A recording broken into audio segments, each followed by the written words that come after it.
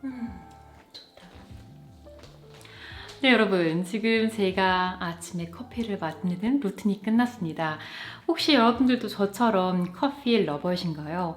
저는요, 뭐 커피를 많이 마시진 않지만 하루에 한 잔 이 아침에 모닝커피를 마시면서 정말 행복감을 느끼는 사람 중에 한 명입니다. 그런데요, 제가 영양학을 공부하면서 이 커피가 나쁘다, 좋다, 마셔야 된다, 마시지 말아야 된다 등등의 의견이 정말 분분합니다. 근데 그럼에도 불구하고요, 제가 생각했을 때는 이 커피를 적당히 과하지 않게 건강하게 마신다면 나름 즐길 수 있는 우리의 행복감을 높일 수 있는 그런 음료가 될 수 있을 것 같아요. 그래서 오늘 영상은요, 이 끊을 수 없는 커피라면 어떻게 하면 건강하게 마실 수 있는지에 대한 팁 한 7가지에서 8가지 정도를 알려드리려고 합니다. 그리고요, 오늘은요, 여러분들을 위해서 특별한 공구 이벤트가 있습니다. 그래서 이 커피를 사랑하시는 분이시라면 오늘 영상 끝까지 꼭 봐주세요. 그럼 바로 시작합니다. 네, 첫 번째는요, 커피를 드시는 가장 적합한 최상의 시간을 아시는 건데요. 이거는 기상을 한 이후에 약 90분 이후부터 아무리 늦어도 오후 2시 전까지는 커피를 드시는 것을 끝내시는 겁니다. 많은 분들이요, 이제 일어나시자마자 미온수도 드시기 전에 잠을 깨기 위해서 커피를 드시는 분들이 많아요. 그런데 일단 커피 드시기 전에 이제 미온수 한 잔 꼭 드셔주시고요. 그리고 가능하다면 기상 후 90분 이후에 커피 한 잔을 드시는 게 좋습니다. 왜냐면요, 기상을 하게 되면요, 우리 몸은 이제 스트레스를 받기 시작합니다. 그래서 스트레스 호르몬이 막 올라가기 시작해요.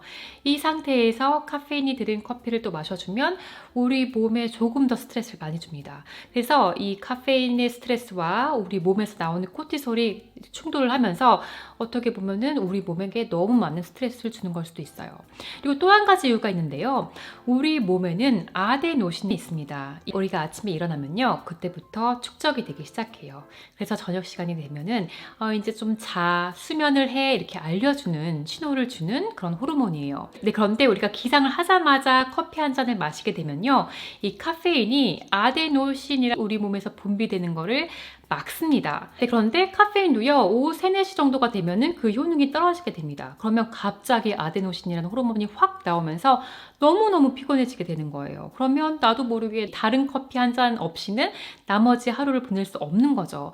그렇기 때문에 일어나자마자 커피를 드시지 않으면 한 약 90분에서 2시간 동안 이 아데노신이 분비되기 시작합니다.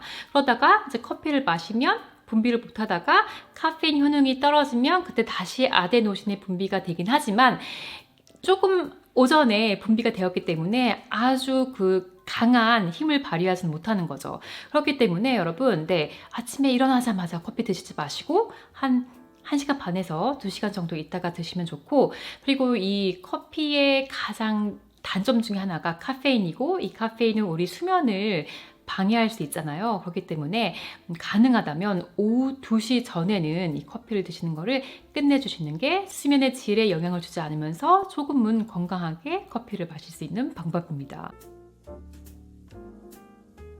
두 번째 방법은 디카페인 커피를 마시는 겁니다. 네. 저는요, 예전에 오전에 한 잔, 오후 한 3시 정도에 한 잔, 그런 식으로 커피를 마셨어요. 근데 그게 벌써 이제 한 3, 4년 전이고요. 그때만 해도 오후에 3시에 마셔도 잠을 잘 잘 수 있었어요. 그런데 제가 커피를 하루에 한 잔으로 줄인 이후부터, 그리고 약간 더 나이가 들면서 여러분, 오후에 커피를 마시잖아요. 잠을 못 잡니다. 수면의 질이 엄청 떨어지게 돼요. 여러분이 아시다시피 이 카페인의 반감기는 짧게는 5시간에서 길게는 7시간, 9시간 또 늘어나게 되고요. 그리고 나이가 들수록 이 반감기의 시간이 길어지게 됩니다. 네, 그래서 제가 디카페인 커피를 추천하는 분들은요, 일단 첫 번째, 임산부 여러분들 있죠? 최대한 카페인을 적게 드시는 게 태아에 좋으니까 이런 분들께 제가 추천드리고, 두 번째는 수면 장애가 있는 분들입니다. 수면 장애가 있을 때는 사실 커피를 끊는 게 좋아요, 여러분. 근데 커피를 끊는 게 너무 어렵다. 이런 분들은 디카페인으로 바꿔서 한번 드셔보길 바래요. 그리고 세 번째 분들은 나는 카페인 영향을 별로 받지 않는데 오전에 벌써 한 잔 마셨는데 오후에도 한 잔 너무너무 마시고 싶다. 이러신 분들 계시죠? 이러신 분들은 오후에 디카페인 커피를 드실 거를 추천해 드립니다. 그럼 많은 분들이 그럴 거예요. 아, 디카페인이 더 나쁜 거 아닌가요? 왜냐면 이 카페인을 없애기 위해서 화학 성분을 넣어서 우리 디카페인 만드는 거잖아요.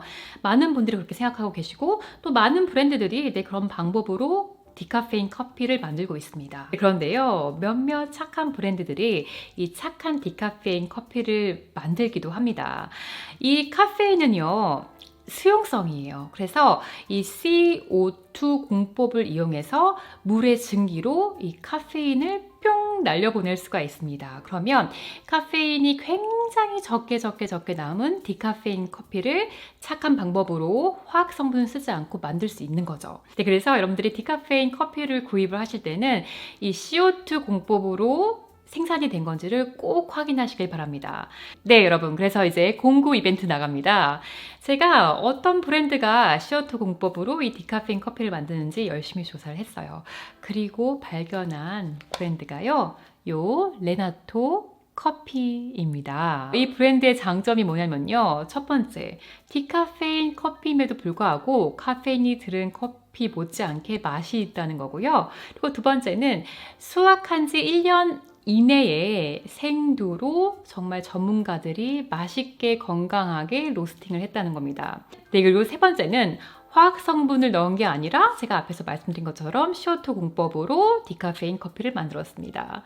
그리고 네 번째는요, 디카페인 커피라고 해도 어느 정도의 카페인은 들어있는 거 여러분 아시죠? 그런데 이 레나토 커피의 디카페인 커피에는 0.1%에서 0.01%의 굉장히 적은 카페인이 들어있어요. 그래서 별로 카페인 걱정 안 하시면서 이 커피를 즐기실 수 있고요. 디카페인 커피 종류가 4개에서 5가지 정도 돼요. 그래서 여러분들의 구매에 맞는 걸로 골라서 드시면 됩니다.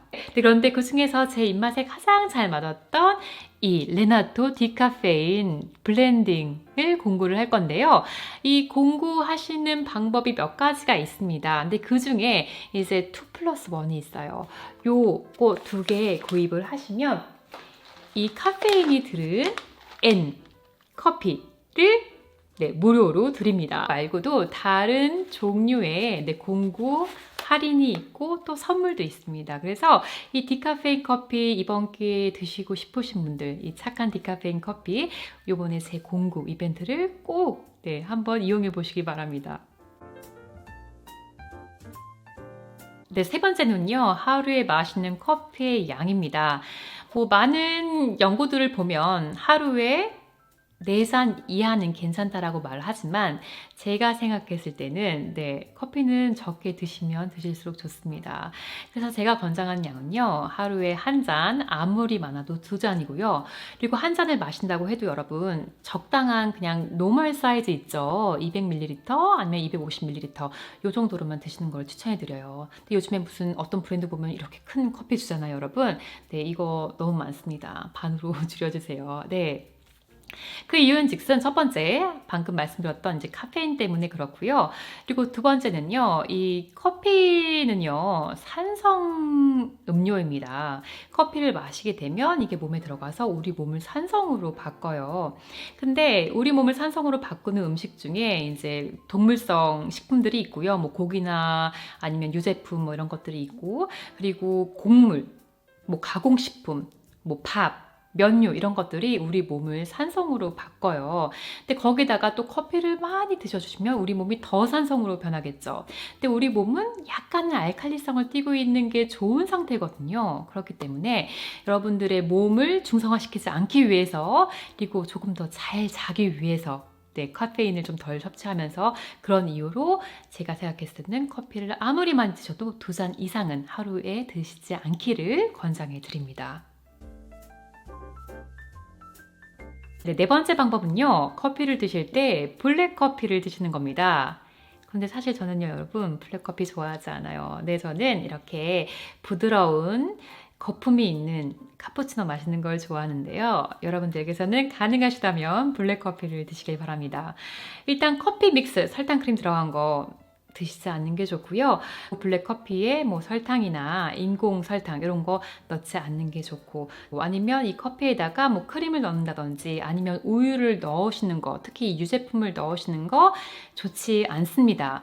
왜냐면요, 이 커피에서 좋은 성분을 얘기할 때 얘기하는 게 바로 폴리페놀이에요. 그리고 이 폴리페놀은 강력한 항산화 성분입니다. 그런데요, 이 항산화 성분이 우리 몸에 흡수가 될 때 방해하는 것 중에 하나가 이 유제품입니다. 그래서 우유와 함께 아니면 크림과 함께 커피를 드시게 되면 그 커피의 좋은 성분인 폴리페놀이 우리 몸에 흡수가 되는 걸 방해하는 거죠. 그래서 제가 하고 있는 방법은 뭐냐면요, 여러분. 저는 카푸치노를 좋아한다고 했잖아요. 그래서 저는 이 우유 거품 대신에 아몬드유의 거품을 이용해서 커피를 마십니다. 그래서 저 같은 분들을 위해서 제가 추천해드리는 식물성유는요, 일단 아몬드유, 캐슈너츠유, 그리고 두유가 있을 거고, 또 피스타치오유 아니면 코코넛유가 있습니다. 식물성유를 우유 대신에 넣어주시면 폴리페놀 성분이 우리 몸에 흡수가 잘 되지 않는 거를 방지할 수 있고, 여전히 여러분들의 취향에 맞는 커피를 즐기실 수 있을 거예요. 네, 5번째 방법은요. 커피를 식사 후에 드실 때 최소한 30분은 기다리셨다가 마시는 거입니다. 이 커피 안에 있는 카페인은요, 우리 몸에 들어온 철분이 흡수되는 것을 방해합니다. 이 철분도 굉장히 우리 몸에 중요한 영양소 중에 하나잖아요. 그리고 특히 빈혈 있으신 분들, 아니면 건강상의 이유로 좀 영양소들을 잘 흡수를 못 시키는 분들은요, 꼭 이 시간을 지켜서 커피를 마시길 바랍니다. 그러면 이 커피 때문에, 이 카페인 때문에 우리 몸에 철분이 덜 흡수되는 것을 막으면서 조금 더 건강하게 커피 마시는 걸 즐기실 수 있습니다. 네, 6번째 방법은요. 아침 공복에 커피를 마시지 말자입니다. 공복 상태에서 커피를 드시게 되면 위산의 분비를 촉진시켜서 소화 장애를 일으키기도 하고 아니면 위장에 불쾌감을 줍니다.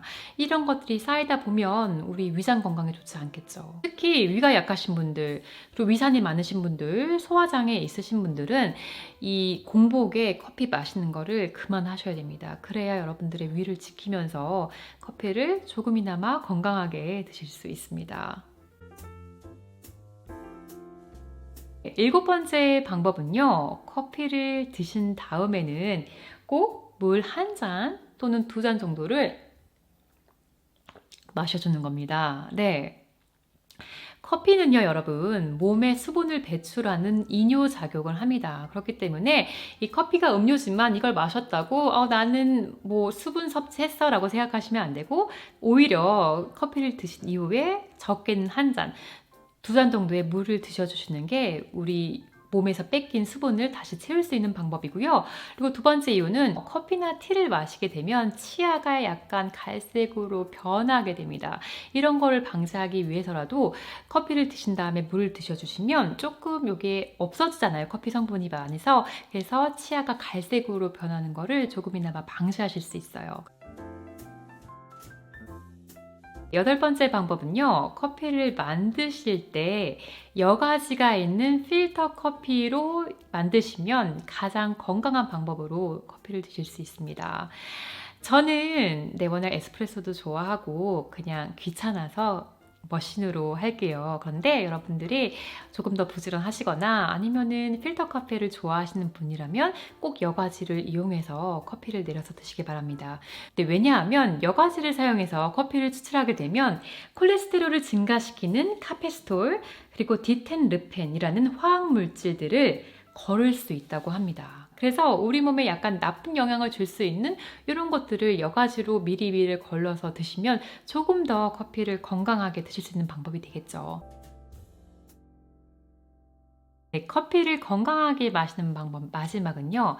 이 커피 콩을 고르실 때 최대한 신선한 것, 그리고 로스팅을 한 지 얼마 안 되는 것, 그리고 적은 양으로 구입을 해주세요. 왜냐하면 이 원두를 로스팅을 하면서부터 산패가 이루어집니다. 그 말인즉슨 로스팅이 한 지 오래된 원두는 당연히 산패가 더 있는 상태이겠죠. 그리고 큰 양의 이제 원두를 구입하시게 되면 요 봉투를 끊는 순간 산패가 더 빨리 이루어집니다. 그렇기 때문에 여러분 최대한 이제 적은 양으로 구입을 해주시고요. 그리고 로스팅이 얼마 되지 않은 그런 제품으로 구입하시면 조금 더 신선한 커피, 조금 더 안전한 커피 드실 수 있을 거예요. 여러분, 그래서 오늘 영상은요, 우리에게 행복감, 에너지도 주지만 또 잘못 마시면 우리의 수면을 방해하고 그래서 결국에는 건강을 해칠 수 있는 이 커피를 어떻게 하면 건강하게 마실 수 있는지에 대해서 제가 쭉 정리를 해서 알려드리는 영상이었습니다. 네, 여러분 참 커피 한 잔 마시기가 쉽지가 않습니다. 그래도 오늘 제가 말씀드린 방법 중에 몇 가지만이라도 여러분들이 조금 참고를 하신다면 앞으로 커피를 드실 때 조금이나마 건강하게 드실 수 있지 않을까라는 생각이 듭니다. 네, 그리고 평소에 디카페인 커피를 마시고 싶긴 한데 이 화학 성분이 걱정이 돼서 못 드셨던 분들은요, 이번 공고 이벤트를 이용해서 한번 디카페인 드셔보세요. 그러면 디카페인도 맛있을 수 있구나, 그리고 디카페인 마셨더니 조금 더 잠을 잘 잘 수 있구나, 이런 것들을 느끼실 수 있을 거예요. 네, 여러분, 그래서 오늘 영상 여기까지였고요. 저희는 또 다음 영상에서 만나요. 그럼 그때까지 안녕!